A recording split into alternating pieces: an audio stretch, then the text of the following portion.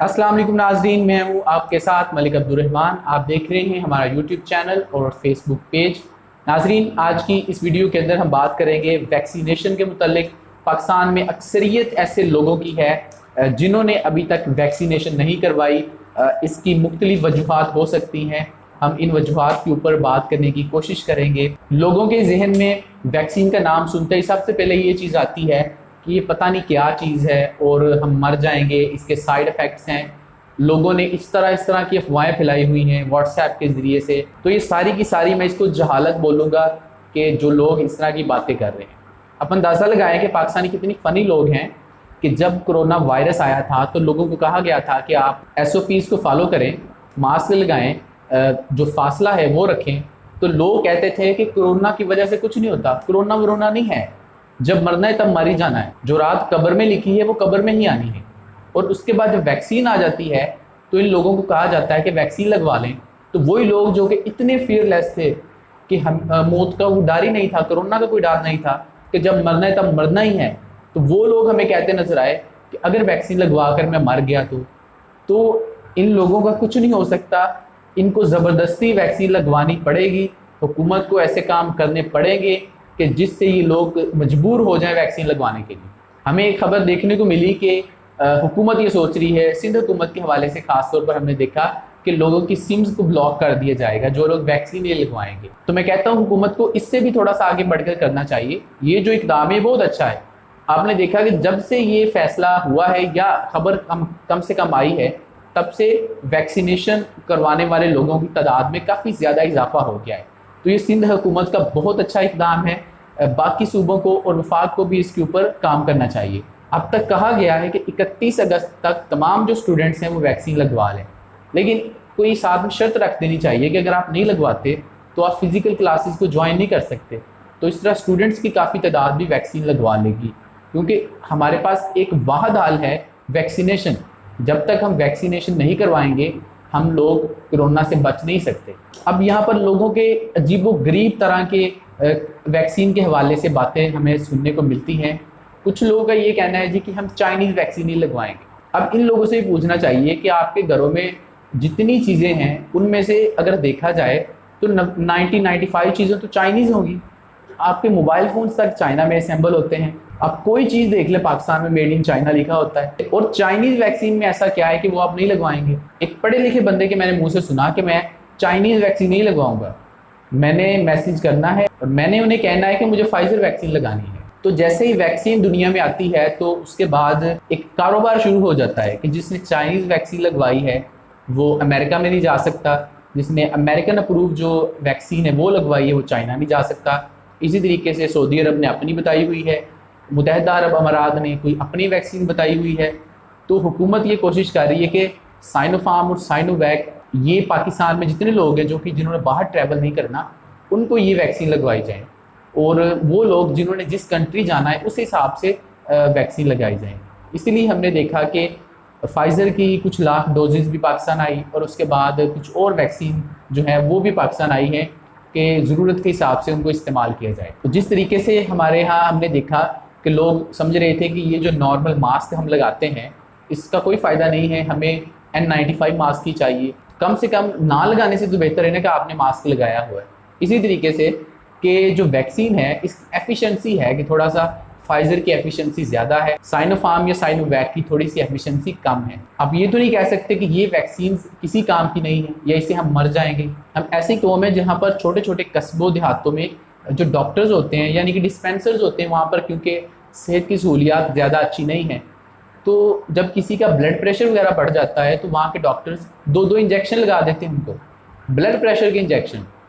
और अगर आप किसी MBBS डॉक्टर के पास जाएं तो बहुत ज़्यादा अवॉइड करते हैं इंजेक्शन लगाने को। और एक डॉक्टर से मेरी बात हुई तो उस डॉक्टर साहब ने मुझे ये बताया कि मुझे नहीं समझ आती कि ये ब्लड प्रेशर के लिए कौन सा इंजेक्शन लगा देते हैं, मैंने ऐसा कोई इंजेक्शन नहीं सुना।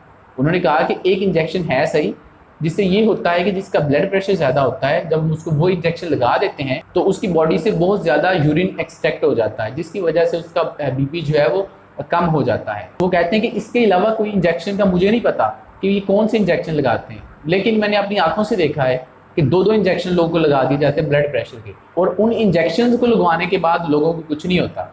लेकिन 50 मिलीग्राम की 0.5 ml की वैक्सीन है, और ये वैक्सीन जो है लगाने से लोग डर रहे हैं कि हमारी बॉडी में पता नहीं क्या हो जाएगा। और उसके बाद ये भी खबर हमने देखी, एक फेक न्यूज़ सामने आई कि जिन लोगों ने ये वैक्सीन लगवाई है वो 2 साल में मर जाएंगे। वो लोग जो कि ऐसी बातें कर रहे हैं, उनसे मेरा सवाल है कि आज तक आपने सैकड़ों इंजेक्शन लगवाए होंगे, बड़े बड़े इंजेक्शन, मेरा नहीं ख्याल कोई 50 ml से कम होगा।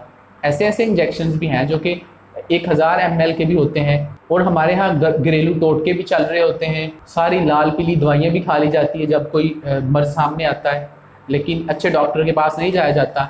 जब बात हाथ से बढ़ जाती है तो कहते हैं ना, इनू लाहौर ले जाओ, तो वो वाला हिसाब होता है कि लोग एंड के ऊपर किसी अच्छे डॉक्टर के पास जाते हैं। वैक्सीन के हवाले से लोगों के अंदर ये जो एक ऐसी बातें हैं, इनको ख़त्म करने की ज़रूरत है। प्लीज़ इसको ख़त्म कीजिए। वैक्सीन के अलावा इस वक्त हमारे पास कोई वे फॉरवर्ड नहीं है। हुकूमत को सिम ब्लॉक करने से थोड़ा सा आगे बढ़ना चाहिए। ये पब्लिक ट्रांसपोर्ट में किसी को ना बैठने दें, कि मेडिकल स्टोर से वहाँ पर लाजम कर दिया जाए कि जिसके पास वैक्सीनेशन कार्ड नहीं है उसको यहाँ से मेडिसिन नहीं मिलेगी। इसी तरीके से ये जो बड़े बड़े स्टोर्स हैं वहाँ पर शॉपिंग के लिए जो लोग जाते हैं वहाँ उनके लिए लाजम कर दिया जाए। तो इस तरीके से हम कह सकते हैं कि अगले 6 महीने में, चलो फुल नहीं तो हम कम से कम 30, 40, 50% आबादी को वैक्सीन अगर लगा लें तो हमारे लिए कुछ रिलीफ हो जाएगा। क्योंकि इस वक्त हॉस्पिटल्स के अंदर जो मरीज़ हैं उनमें से 90% वो है जिन्होंने वैक्सीनेशन नहीं करवाई हुई। और जैसे पोलियो की वैक्सीन के लिए पूरी की पूरी कैंपेन चली है और हमने अल्हम्दुलिल्लाह पोलियो का खात्मा पाकिस्तान से कर दिया है, तक बहुत करीब करीब हैं, कुछ केसेस रह गए हैं। तो इसी तरीके से ये जो कोरोना की वैक्सीन है ये भी लगानी पड़ेगी।